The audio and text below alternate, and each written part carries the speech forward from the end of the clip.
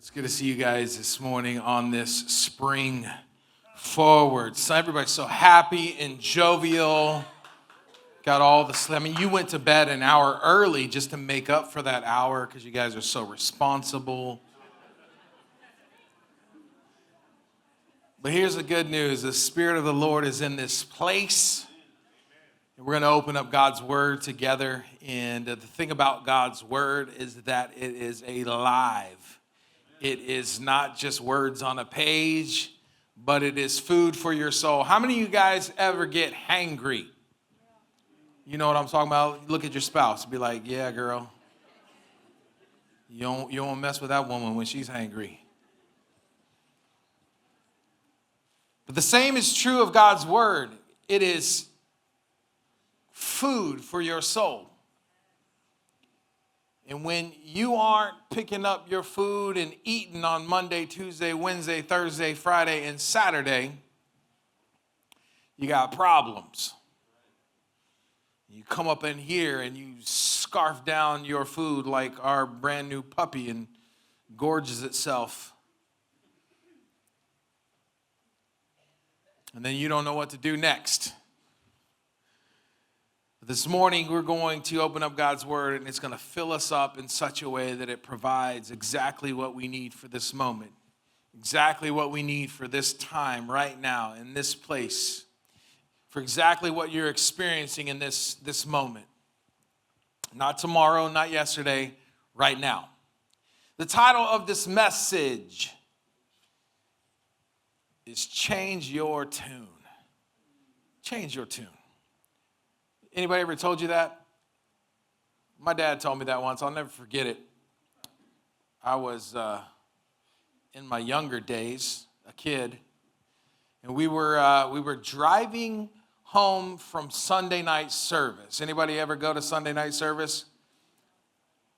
Be glad that I had to go to Sunday night service every Sunday because I swore if I had a church, I would never do Sunday night service.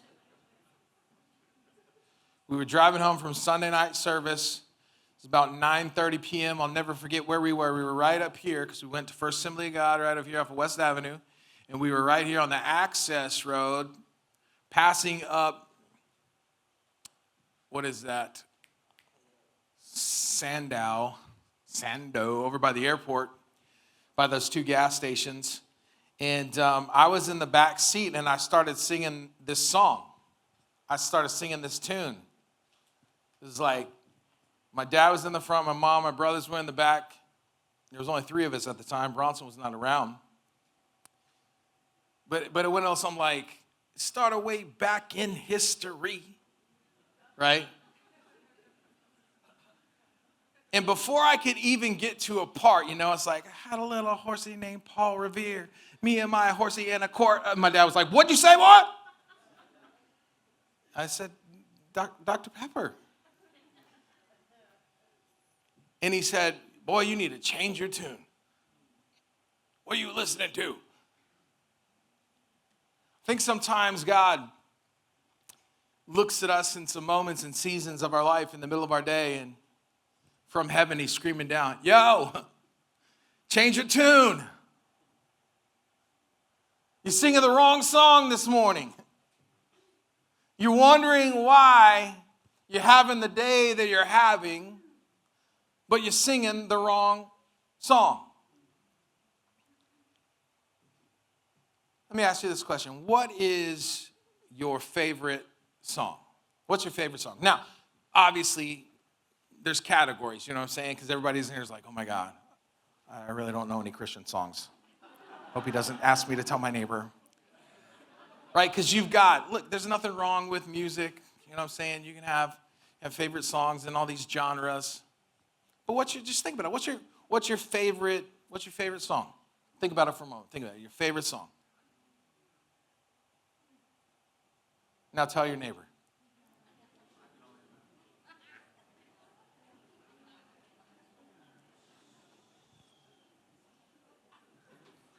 All right.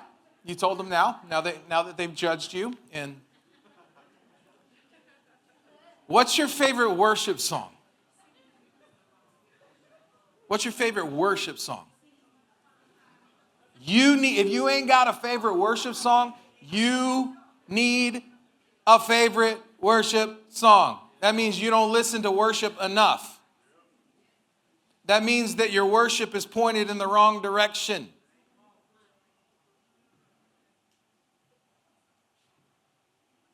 Listen, in worship today, we were singing that song, right? It's like, I got a joy down in my heart, right? I don't know if you caught it, maybe you didn't. There was a little bit of a shift when that song ventured into the old school. There was a shift when Alana hit that note and it said, I got joy like, right? I got peace like a river, I've got peace. Why? Why was there a shift? If you didn't catch it, because there are folks in the building, there's people in the room that when I got love like an ocean, I got love like, when that tune hits, it takes you back. When that tune, when that melody, when those words start getting sung, it takes you back to a place of foundational faith in your life. It takes you back to a place when you were believing God for the joy that you didn't know, for the peace that you didn't know. It takes you back to a moment in a season, and immediately out of you goes and flashes all of the faithfulness of God. All the moments that God took you from despair and brought joy. From all of the places of chaos to peace. And so as those things begin to be sung, boom, boom, boom. It's like these light bulbs all over start going off. And the faith, if there's a faith measure in the room, it starts elevating.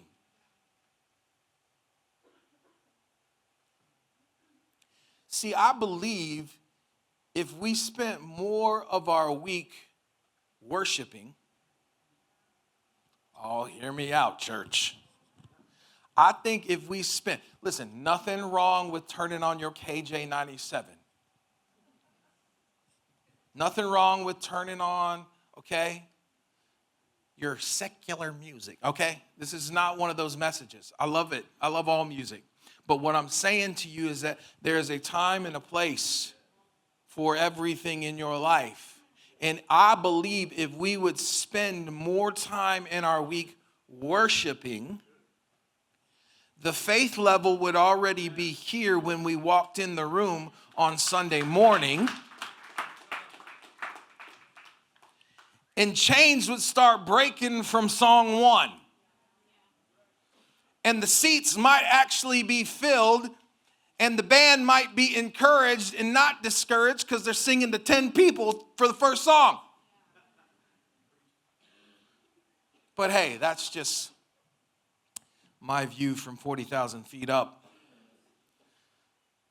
I believe what God is trying to tell us is we got to change our tune.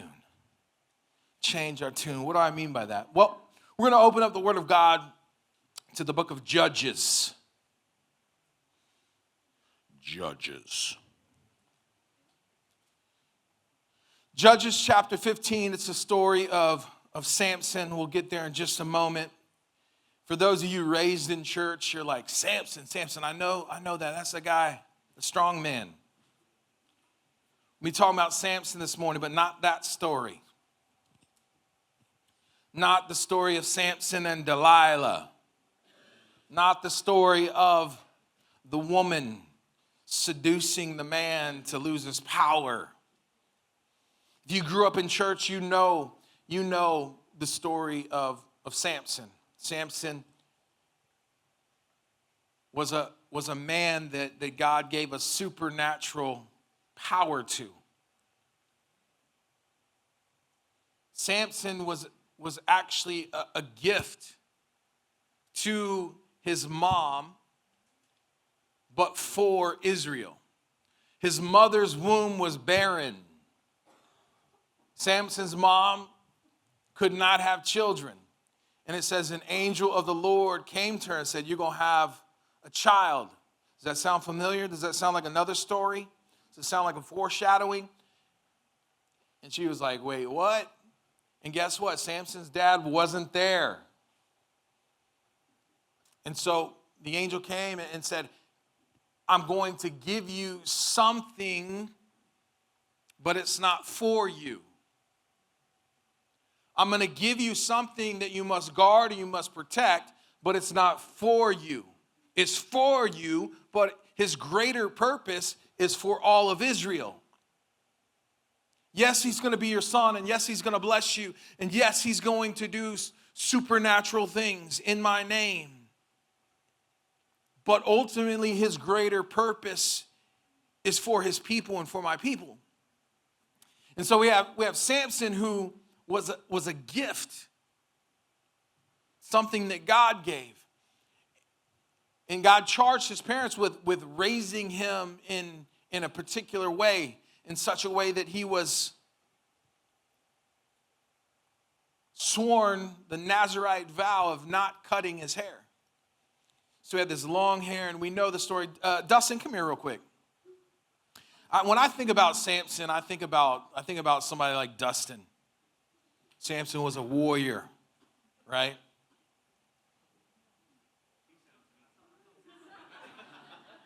He probably was. If he could pull a girl like Delilah, you know. Dustin, much like Samson, we know the story, was a warrior, given to his parents by God to be guarded. And the one thing he couldn't do was cut his hair. I don't know why. That's what God said. I don't know if he had a beard. But when Delilah got done with Samson, he looked a lot like that. You know what I'm saying? Still a warrior, still the same person in the same body, just no hair. Still sounds handsome. Still handsome. Thank you, Dustin. Yes, sir. You're good. I just wanted people to see your hair. That's it. But think about it. Samson was a man with supernatural power. I think when we think about Samson, a lot of times, in many characters within the Bible, with what we read, that's what we do. We characterize them. We take someone that God used just like you and me, and we create a hero out of them, and it becomes this fairy tale type of thing. When God is saying, no. Samson was a man just like you and just like me, who I chose to do supernatural things through. Every single person in the room this morning, if we were to investigate your life, we could find some pretty heroic things that you've done in your life. I could look at your life and you could find supernatural things that God has done through you and through your life. But just like Samson, we will also find some pretty stupid things, some pretty human things. And that's what this message is about, and the story that we're about to read, found in Judges chapter 15, is all about. Because in verse 14 it says, as he approached Lehi, the Philistines came toward him shouting. The Spirit of the Lord came powerfully upon him. The ropes on his arms became like charred flax, and the bindings dropped from his hands. Finding a fresh jawbone of a donkey, he grabbed it and struck down 1,000 men. Then Samson said, with a donkey's jawbone, I have made donkeys of them. With a donkey's jawbone, I have killed 1,000 men. And when he finished speaking, he threw away the jawbone. And the place was called Ramath Lehi, because he was very thirsty. He cried out to the Lord, you have given your servant a great victory. Must I now die of thirst and fall into the hands of the uncircumcised? Verse 19, then God opened up the hollow place in Lehi where water came out. And when Samson drank, the strength returned and he revived. So the spring was called En Hakakor. And it's still there in Lehi. Samson led Israel for 20 years in the days of the Philistines. So, what we find here in verse 14, it says that the Philistines were coming after Samson. Now, why were they coming after Samson? Well, they were coming after Samson because Samson, against his parents' wishes, against all better judgment, just had to have himself a Philistine girl. You know what I'm saying? You know what I'm talking about, guys. It's those girls your parents were like, hey, stay away from her. She trouble. That's a pretty face, but it'll be a mess. His parents warned him against it, like, hey, look, we've lived on this planet a few years. We've seen some things. We've been through our fair share of relationships. God gave you to us. It's our job to guard you. Don't go near that woman. But he didn't listen. He didn't listen. And so what ended up happening was that while he was away, his Philistine girl was pledged to another man. And he got mad. He got angry. He got upset. And you want to know what he did? You'll never believe it. You have to read Judges. You're not going to believe me. It says that he rounded up 300 foxes, tied them together by their tails, lit them on fire, and sent them through the grain fields of the Philistines, set all of their crops on fire, destroyed all of their food supply. Why were the Philistines coming at him? Because he was an idiot. And he let a girl that he should have never been involved with get him into a conflict that God really didn't call him to. And so here he is, this heroic man who God has given supernatural power to. And he's got thousands of Philistines coming at him. What is he going to do? Well, it says as he approached, the Philistines were coming, and it says, but the Spirit of the Lord came powerfully upon him. The Spirit of the Lord came powerfully upon him. Listen to me. Let me just tell you something. You can be an idiot.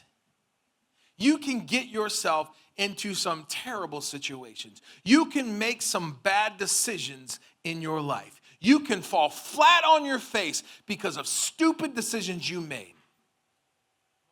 But the Spirit of the Lord.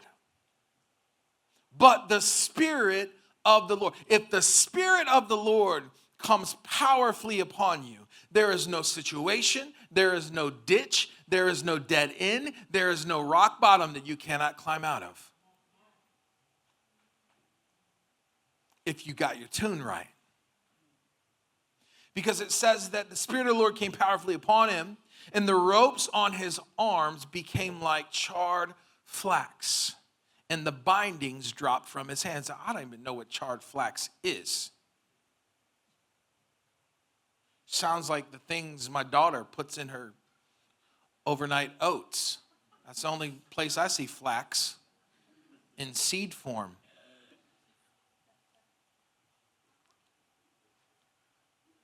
But see, the Philistines came after Samson. And the way that they did that, because he was hiding down in a cave, is they came to the Israelites and like, give us Samson. And they're like, okay, just don't hurt us. We'll give you Samson. So they went to Samson and they're like, hey, Samson, listen, Philistines are coming after you. And they're going to take us all out. unless we give you to them. And he's like, hey, it's cool. I got us in this. Just promise me that you're not going to kill me, that you'll turn me over to them. And they're like, we're not going to kill you. Just come with us. We're going to bind you up, and we're going to take you to them. We're going to turn you over to them. They said they'll leave us alone, and they just want to deal with you. And so on his way, right, on his way, bound up, on his way to be turned over, it says the Spirit of the Lord came powerfully upon him. Can I just tell you something? You might be walking straight to what you think is your defeat. You might have a business that you think is going under, and you are walking your business on its last legs. You might have a relationship that you think is too damaged, it's too far gone. And you might be bound up walking, but the Spirit of the Lord.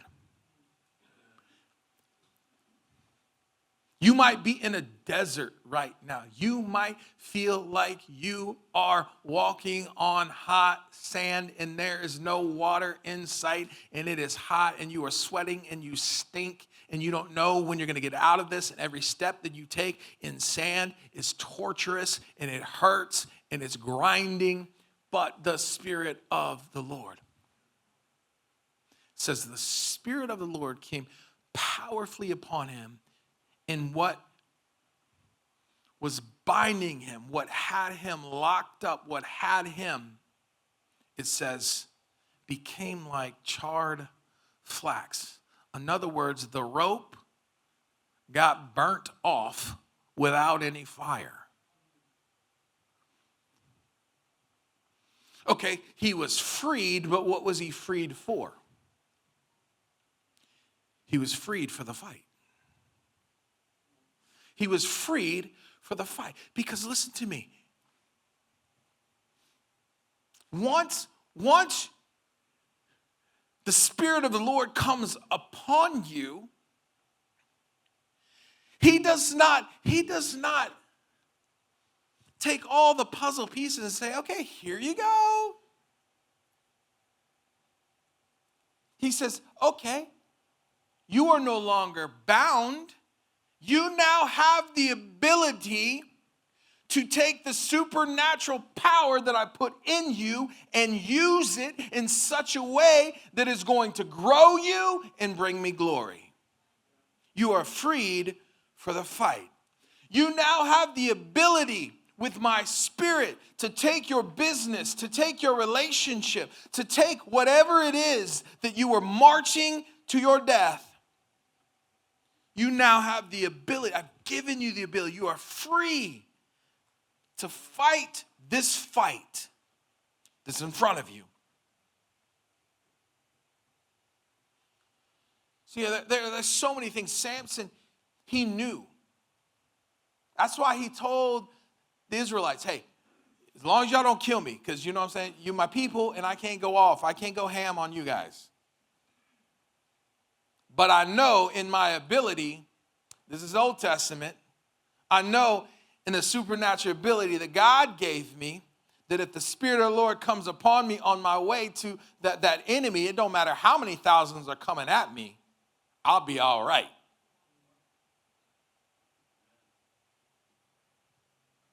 He knew.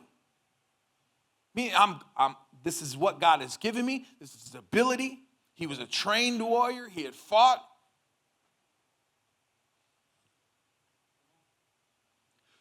Remember, even in your own life, when God frees you for the fight, the things that you are good at, the things that God has given you, the abilities that God has given you, they came from grace, but they're grown by God in the fight. They are tweaked and they are honed in. It's by the grace of God that I'm still standing to fight. But I'm fighting to be grown in the ability. I think sometimes as moms, as dads, as employees, we can be defined by one thing or another. Right? Samson, we know the story of Samson because most people, when you talk about Samson, you talk about, oh yeah, he was the guy that lost his power and then lost his sight, and then he ultimately ended up taking out the enemy, but taking himself out in the process. And we use Samson and we tell his story simply at, yeah, he was the one, he was the guy that let the girl dupe him. And I preached many messages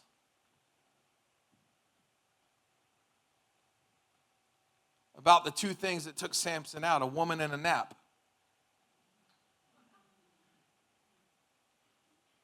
And I think we can define people, we can define our own lives by our mistakes and our mountaintops.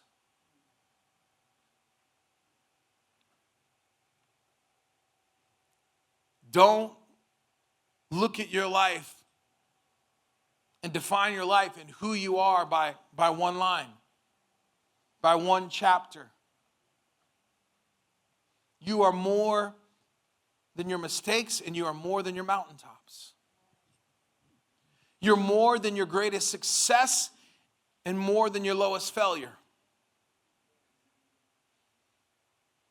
And when you let yourself be defined not by what you've done, but by who you serve,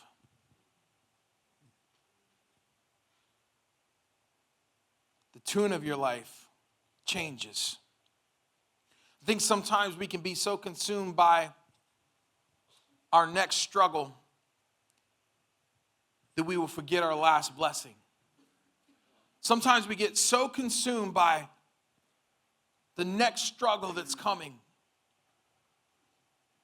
that we forget, man, God set me free.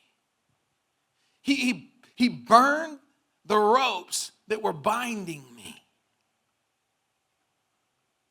That alone in our own lives should be enough to get us here every Sunday to lift up the name of the one who has set us free. But we're so consumed sometimes with what's coming next, and I'm so wearing this, and I got that. This song says fear and anxiety cannot live here. Where? At the altar. What is the altar? The altar is a place where we give it to God, where we lay it at his feet. And it's not just here, right? We call this the altar. The altar is simply a place that we designate. In the Bible, they would have great victories, and they would set up altars in that place. They would set up monuments, and they would call it something. Like your closet at home can be an altar. Your break room at work, it can be an altar.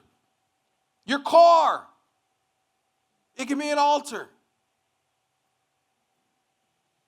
Doesn't just have to be on Sunday morning. Quit worrying about tomorrow. Tomorrow will worry about itself. And when it starts with God, listen to me. When it starts with God, it ends in victory. When it starts with you, it ends in failure. Listen, Samson was given to his parents for a purpose. And his purpose was to fight for the people of Israel and deliver the people of Israel. And when he was marching towards the Philistines, it did not look like it was going to end in victory. But it started with God. God gave it. God called him. So even in your own life, understand that. If God gave it to you, if it started with God, it ends in victory. If it's all about you, if it starts with you, well, I'm going to, and I'll do this, and I've got the ability. It's my talent, and I'm a grown man, and I can handle my business. No, you can't. Shut up. You can't. I don't care how grown you are. Samson was a man who anybody in this room he would crush. Samson was a man you did not mess with.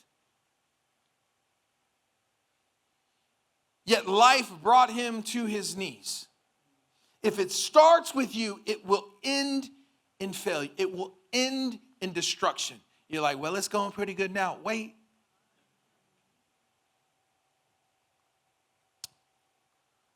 My bank account looks like it's going good. Yeah, well, how's your relationships? How is your soul? Because what does it profit a man to gain the entire world but lose his own soul? It starts with God. It always ends in victory, no matter how many valleys you walk through. No matter how many dark days there are. Sorrow may last for the night, but joy comes in the morning.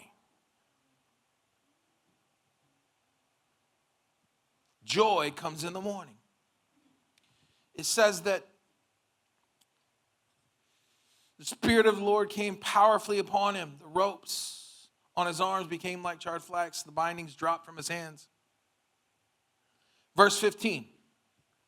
Finding a fresh jawbone of a donkey, he grabbed it and struck down 1,000 men. Now, I have heard this story all of my life. The story of Samson killing 1,000 men with a jaw. I have never preached this passage before.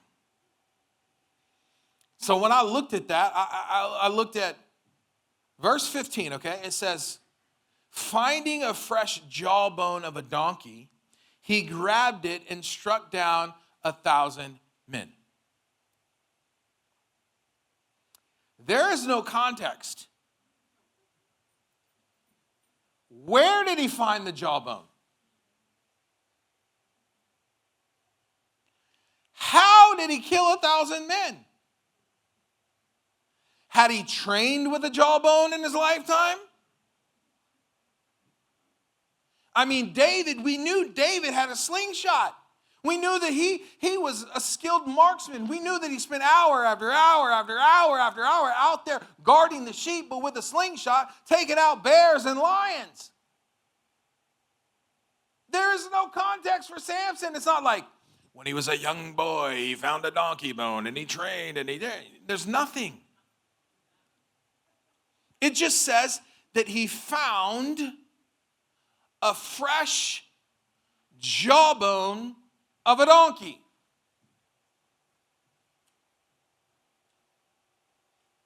So that tells me one thing. It tells me that God knew exactly what he was going to need for that moment when he was going to be on that road, when he was going to have 1,000 Philistines coming at him. He knew when that donkey needed to die and where exactly it needed to die, so that when he needed it, the man that he gave to his parents for a purpose higher than his, when that man who was going to accomplish the purposes of his kingdom, which he was put on the planet to do, when he needed it, it was going to be right where he needed it. God has exactly what you need right where you need it, when you need it, for the fight that he's called you to, if you're fighting the right fight. But if you started it, if it started with you, you're like, wait, Samson started. No, Samson didn't start it. He started the fight with the Philistines. But God started it in Samson. And this was just a response to his stupidity that shows you that God will show up even in your stupidity. Even when you make mistakes and you create enemies that God didn't intend for you to create, God will still provide a way out. God will still defeat the enemy that you ticked off. So it says that he found a fresh jawbone. He found a weapon. He found something that he could use to fight the fight that was in front of him. Too many of us in our own lives, we don't like the weapon that God leaves for us. Could you not have left the sword? You know what I'm saying? Could you not have a soldier die right here? Could you have not have left a slingshot? Could you have not?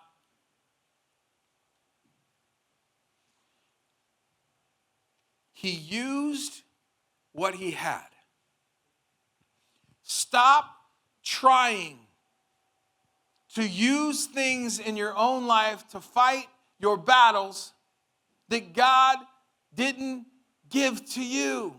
Quit trying to use weapons that aren't yours. Use what you have. Use what you have right now. I just ain't got enough money. Use what you do have. Well, I just don't have enough talent or skill. Use what you do have. Well, I just don't have a husband. Use what you do have. God has called you. He's equipped you. You have the ability. And if you don't, he will put his supernatural on your ability and you will accomplish it. If you are willing. Now the other thing it says is that it was a fresh. You know what that means? That means that the body is still decomposing. It is a dead donkey. It meant that in order for Samson to pick up the weapon that God had given him, he had to reach down into some nasty mess. It didn't smell good. It didn't look good. And Lord knows, I don't know if I could have picked up that jawbone without yakking. Because I don't do good. I can shoot a deer, but don't ask me to clean it. I got brothers and cousins for that. Listen, you think your life is messy? You think you've made a mess of things? That's where your weapon is. You think the situation that you're walking through is too big for God? Too big for you? It's too big for you. But that's how you know that it's God. Because when you got to reach down into the mess and tendons and blood and tissue and you got to pull out that weapon. When you got to come into church on a Sunday morning, when you're not feeling it, when you've had a week, when you've fallen, when you've made mistakes, when you cuss somebody out, when you sinned against God, and you got to come in and you still got to lift your hands and say, God, I trust you and I love you and I got peace like a river. And at the altar, there's no anxiety and fear. That is the weapon you have to pick up. Why? Because it takes your focus off of you, off of your situation, off of your ability, and it turns it to the one who gave you the weapon and the ability to take the victory. Now, it says he found a fresh jawbone and he struck down 1,000 men. I mean, when I get to heaven, listen, when I get to heaven, I'm be like, God, yo, can I see that like on replay? A jawbone of a donkey and 1,000 men. I don't even know what that looks like. But it sounds awesome. And it says that he struck down and killed 1,000 men. And then he said, you know what he said? What did he say? I don't know I'm talking like this. Put the scripture up. It says with a donkey's. Yes. He struck down 1,000 men. And then Samson said, what did he say? He starts talking trash. With the donkey's jawbone, I have made donkeys of them. With a donkey's jawbone, I have killed 1,000 men. What does he do? God just delivered you. He set your hands free. He gave you a weapon and the ability to strike down 1,000 men. And you start singing a song about yourself. You start talking trash. What is wrong with you? But we do the same thing. We do the same thing. Yeah, well, I did it. I got the raise, I got the promotion, I got the girl. You didn't do jack. I didn't. There's no way I could have ever landed that woman. There's no way. There's no way. God gave it to me. He gave it to me. There's no way. Why? For his glory.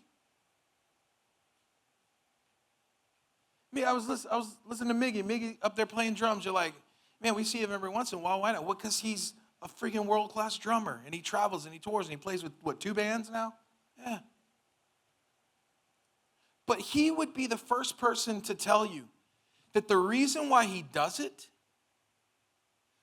it's not to boast in himself. Miggy, you're proud to be a phenomenal drummer, right? Nobody would take up a craft and be like, I just want to be average. But you will never hear Miggy boasting of himself. Oh, other people. He'll be the first to tell you the reason that he does it is because his heart is to glorify God and to lead people into the presence of the one who leaves the weapon and brings the victory. Am I right? I know that about him. Samson starts acting like he had anything to do with it. He starts singing his own praises.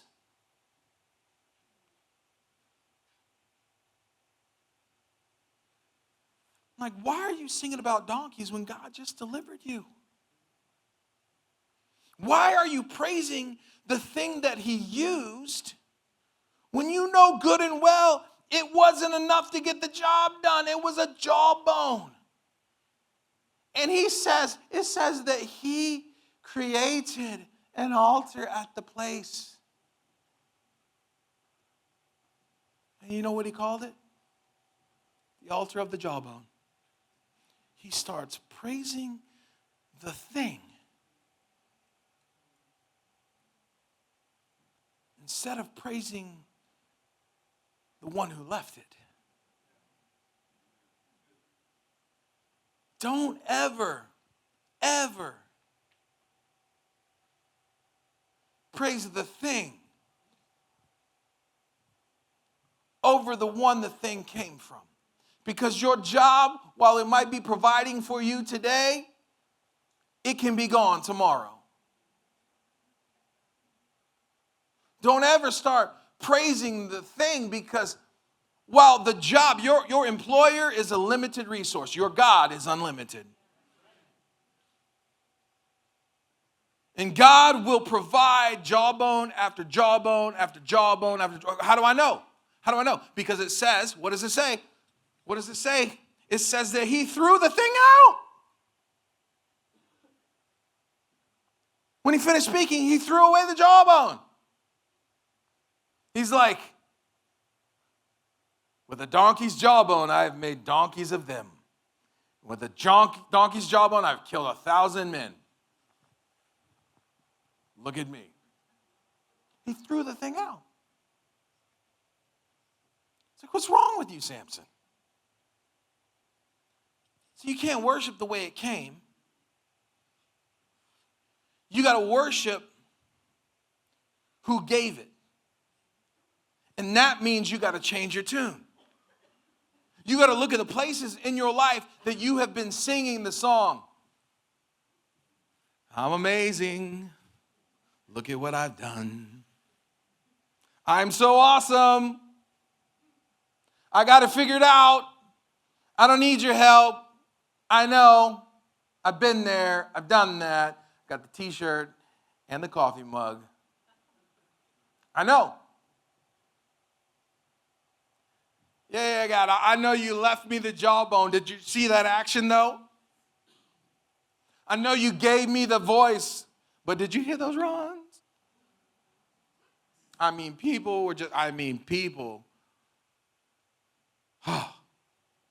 So many people told me how good I sounded after service.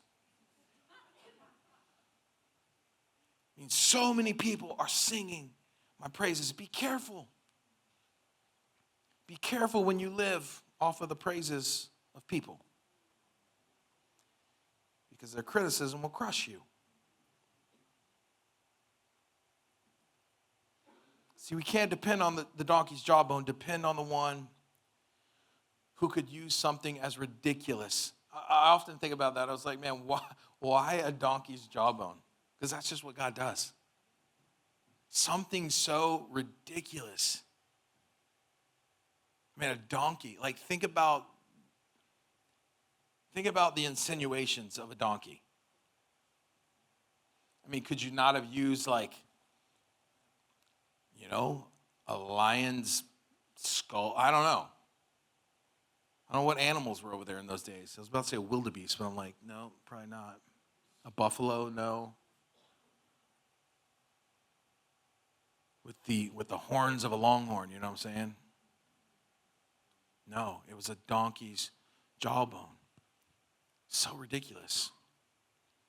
But that's what God uses in our life, some of the most ridiculous things.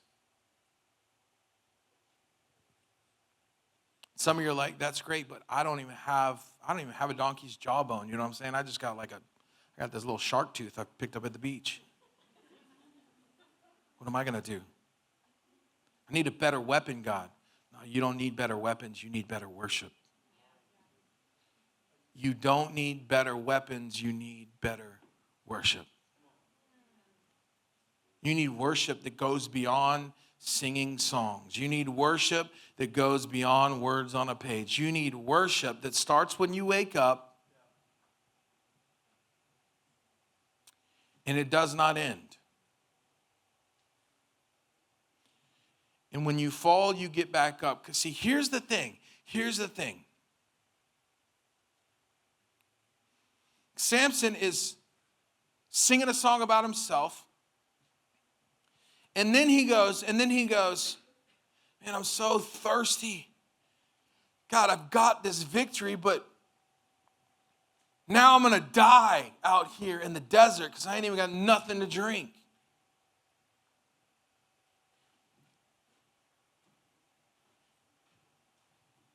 And God is like, do you think I brought you this far and gave you this victory only to let you die?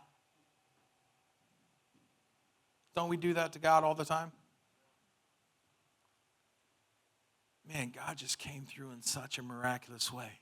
God just provided in a way. God answered a prayer that we've been praying for 10 years. God provided a relationship that I've been looking for in a godly person after years and years of abuse and neglect and chasing all the wrong. And God did this in my children. And God provided finances here. And God gave me this. And then 2 months later, am I just going to die? I'm so thirsty, God. See, when you are complaining, you are missing all the weapons around you. You don't even see the jawbone that's available to you to fight.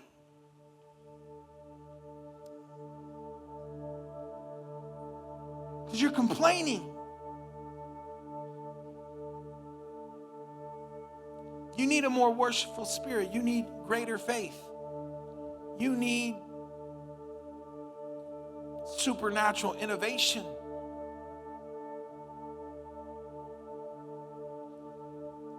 See, the thing about that jawbone is it was so fresh. It hadn't been sitting there for 10 years. So the first time he swung it, it was going to break or chip.